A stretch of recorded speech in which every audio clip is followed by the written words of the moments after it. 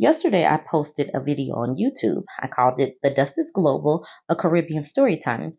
A woman was telling me about her marriage and her subsequent divorce.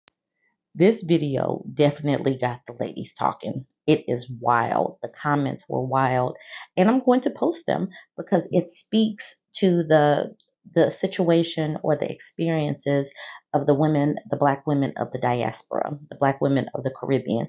And we need to hear about it. We need to talk about it. I say this all the time. Dust comes in all varieties. And like my homie Sarah Major says, oh my goodness, dust does not discriminate. You can be any shade, age, religious persuasion, or not religious at all, and cause everyone around you to sneeze and gasp. I would like to know if this happens in gay male relationships. Oh God, the nausea. I tried everything, including magnet bracelets. Okay, so I just wanted to put that out there. The dust is global. It doesn't matter your wealth, your profession, anything.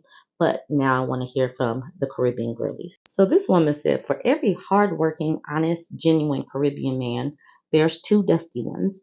It's very common for a lot of Caribbean women to shoulder all the financial and familial responsibilities. And then Bella the Dolly said, four dusty ones. So for every one hardworking, honest, and genuine Caribbean man, she says there's four. She said to adjust for inflation. And then towards the bottom, I didn't even notice, she says 100, 100 dusty ones. So for one genuine, honest, and hardworking, there are 100 dusty ones.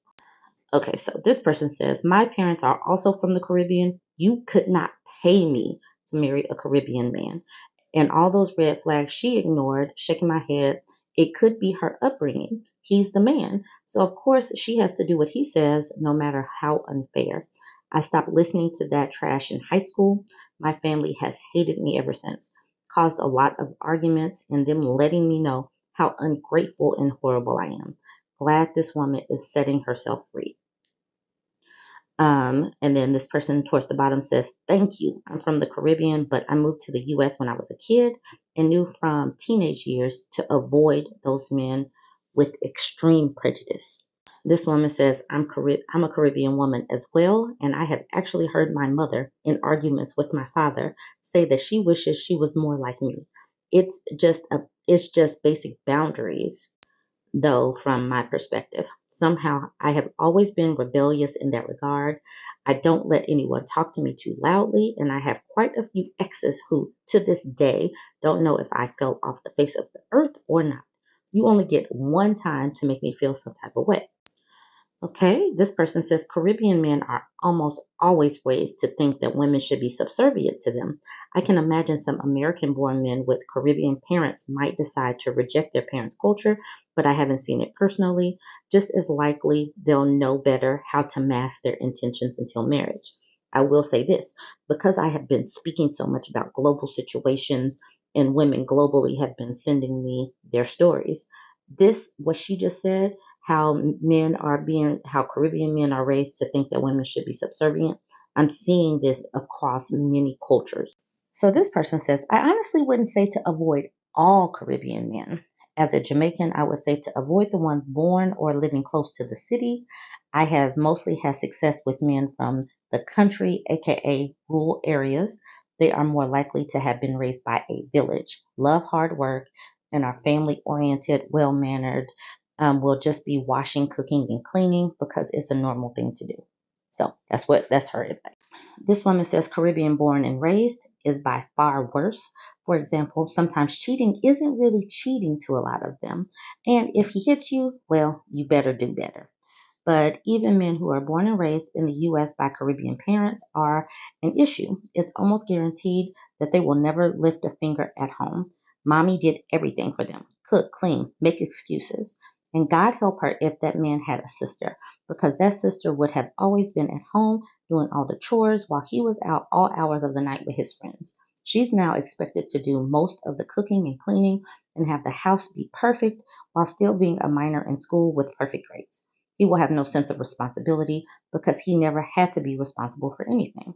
There is a good chance he's pretty bad with money and incredibly selfish because he's never had to think about anyone else think of anyone else before. As for the sister, he just watched her struggle and decided it wasn't his problem. Then he will expect the woman he marries to be just like mom, raise the kids, cook, clean, etc. Now, of course, this scenario happens within other cultures, but the kicker is how no one will be on your side. His Caribbean mother, father, uncle, aunt, etc. will think you are lazy and worthless if you complain about anything or do anything correctly. And Lord help you if you can't give birth to a boy. No matter what the doctors say, his Caribbean parents will let you know you are the problem and you will be expected to keep trying for a boy. This person says Caribbean men pride themselves on being unfaithful. They like bragging they have lots of kids but don't take care of them. Caribbean mothers tend to side with their sons and will not call out the BS their sons do to women. Some Caribbean women intentionally target married men because the pickings for men willing to commit are slim, especially if there's wealth in a house built in the marriage. Some women think it's easier to break a marriage than to find their own to build with. Okay, so this person says she says her parents are from Haiti and he's from Trinidad. And he's Trinidadian. This explains how everything went down perfectly. Because if you're Haitian like me, you know the culture fosters this sick, twisted, toxic relationship dynamic over and over again. I've seen all of these behaviors and situations happen in my parents' marriage. That's why they divorced. Seeing the demise of my parents' marriage and the common trope of an underperforming Haitian husband and a Haitian wife left holding all the pieces made me side-eye the idea of ever marrying within my culture. It's really that bad. Yeah, this is terrible. Okay, I'll end it with this one. Yes, it makes a big difference where these two are from. She's Haitian, but what we call a diaspora because she was born overseas in the US like me. And she was dealing with married a right off the boat Caribbean man, which, if I'm being honest, is something we're always discouraged from doing. A lot of these Caribbean men, no matter what race they are or what island they're from, are dusty as hell. And many Caribbean women who are not born in the Caribbean don't really know that until they deal with them.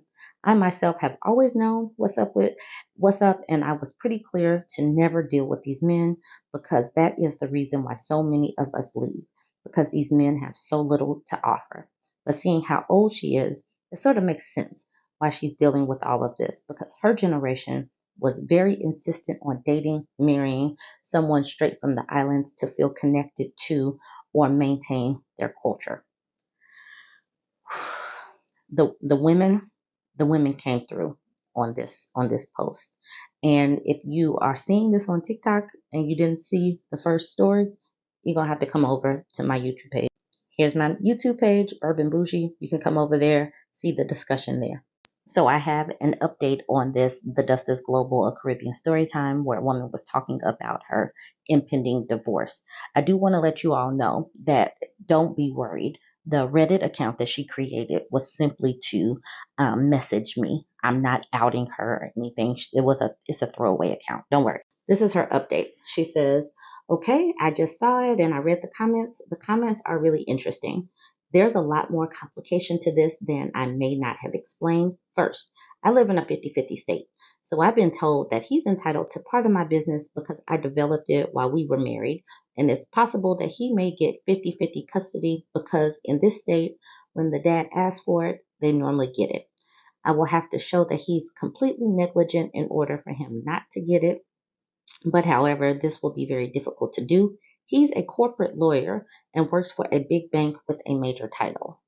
The other thing is, I believe is his strategy is that we make very similar salary. I'm a physician, so I have a high earning salary, and I've been told the way it works is that if he ends up with 50-50 custody, I will end up paying child support if I make a penny more than him. I'm not even sure if he's hiding income as well because I had a certified divorce accountant go through the information he provided during the discovery process, and there was income coming in that I could not attribute to his W-2 income, much less money being transferred to the other account that he is still refusing to disclose. She says he is not only trying to sabotage my daughter, but I found him multiple times sabotaging my son. My son is 12 years old and is morbidly obese. I had discussed with him in the past, but for some reason he continues to go places like Sam's Club, a wholesale food place, and buy my son things like a large box of Oreo cookies and make him eat out of this. I'm not sure how this is going to turn out. Unfortunately, the system that is set up, even in the court, is not really there to protect the women. She says, I take full accountability for now realizing this early. I really feel like I was very naive. I lived a very sheltered life and went to school most of my life. I always look at things in a positive manner, but this situation has completely changed my views on life. Despite all the education I received in my lifetime, I never learned about these things until recently when I started to listen to YouTube and reading a certain self-help book. I'm still amazed on how a person can be this way and act in such a manner. She says, thanks for everyone's input, and I will keep you guys updated. So that is the update she watched. She's listening. And what I take from it is that some people are watching the channel and watching the comments, and they're learning. We're learning. We're all learning from each other. So keep up with the comments, y'all. All right. Don't forget to like, comment, and share.